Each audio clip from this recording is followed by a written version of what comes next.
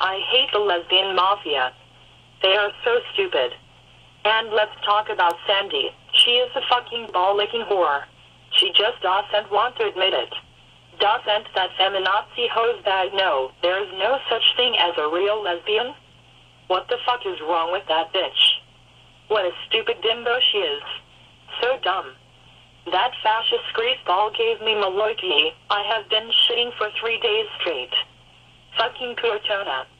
And all that redneck hick Shelly does is laugh like a fucking hyena. Somebody slap that bitch. And Lola, that Puerto Rican Ann Hesh wannabe gives blowjobs for $5 at Hunts Point. And Molly, give that hostile bitch a tranquilizer. She has got to be tweaked out on some shit. She needs to be knocked the fuck out. And I would like to be the one to do it. I will punch that bitch straight in her face. Dead up. And Paula, that spaghetti bender, needs to take a drag off a joint. Bitch needs an antidepressant. These ass fucks have no life. Devil-worshipping, flag-burning, anti-American treasonous traitors who spit on the American flag, plot destruction, talk to the dead at black masses, and scratch babies' faces. Women of the dragon. Hey, hey, ho, ho. The Lesbian Mafia's got to go. Hey, hey, ho, ho. The Lesbian Mafia can blow my hole. If you want my body and you think I am sexy, come on, sugar, tell me so. If you really need me, just reach out and touch me, come on, honey, tell me so. 'Cause the walls were shaking, the earth was quaking, my mind was aching, and we were making it, and you shook me all night long. Yeah, you shook me all night long.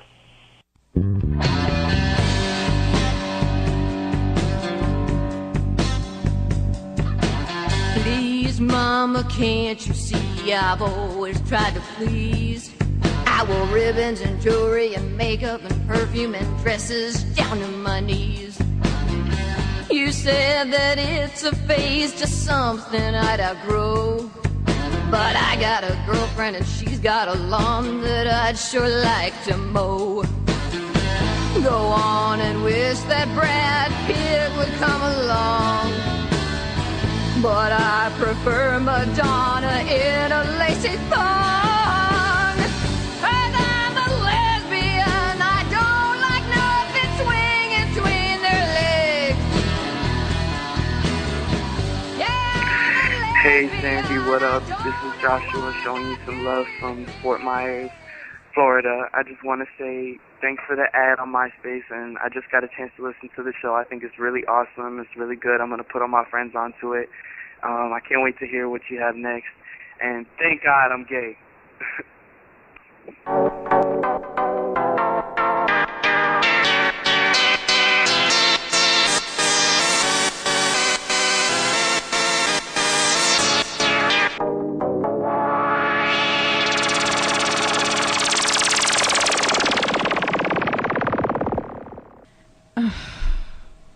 I don't know what is going on. Everything looks so different.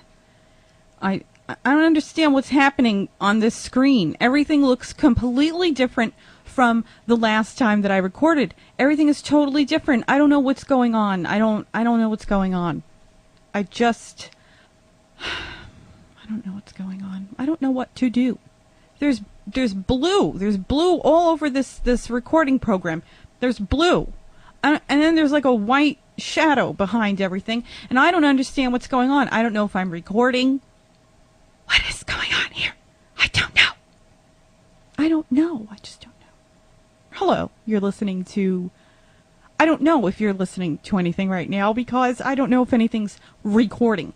And I don't know if I'm, like, blowing your ears out right now if you're listening to me in headphones. If I am, I'm very sorry. My levels always suck anyway, because I don't know how to produce a podcast. I suck. That's not my talent. Getting levels right and arranging everything. I'm not good at that. I'm not any good at the talking portion of this either, but I'm a little better at that, just a touch.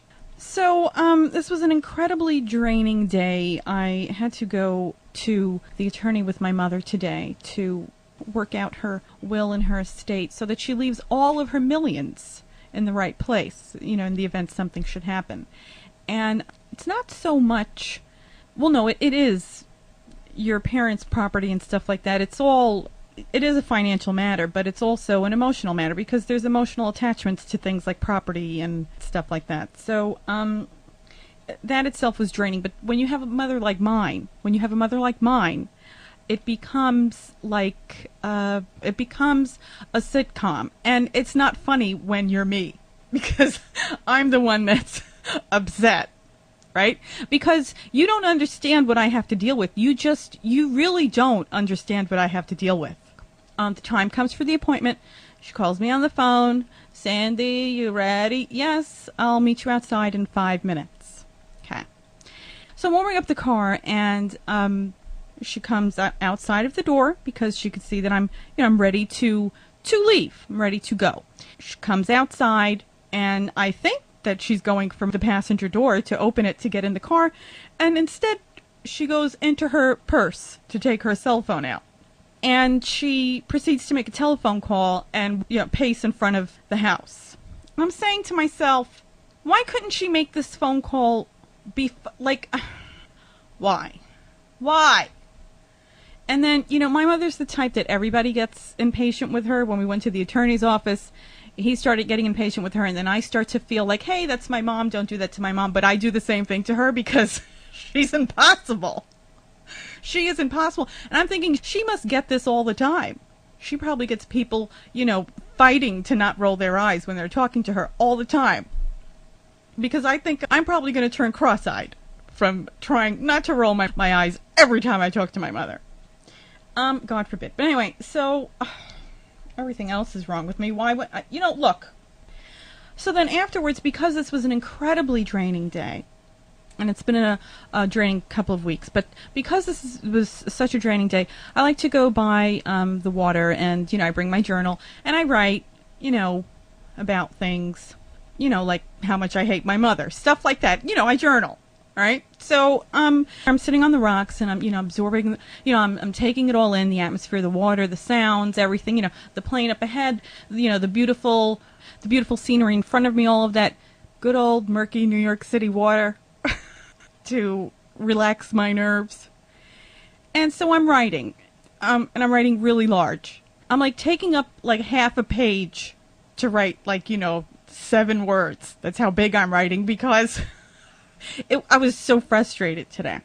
Anytime I have to spend more than a half an hour with my mother, I feel like my head's just going to fall off my neck. So I'm sitting there, I'm sitting on that, this rock and whatever. And then all of a sudden, this bird comes and lands right next to me on a rock. So I'm in my head, I'm like, oh, hi, birdie, Hi, little birdie. And I said it. I spoke to the bird, and I said, hi there, little birdie. I did. Sometimes I speak to birds. I don't make a habit of it. But this bird was right next to me, maybe, 3 arms lengths away. And I sat there for a half an hour. Can I tell you that bird didn't leave for a half an hour?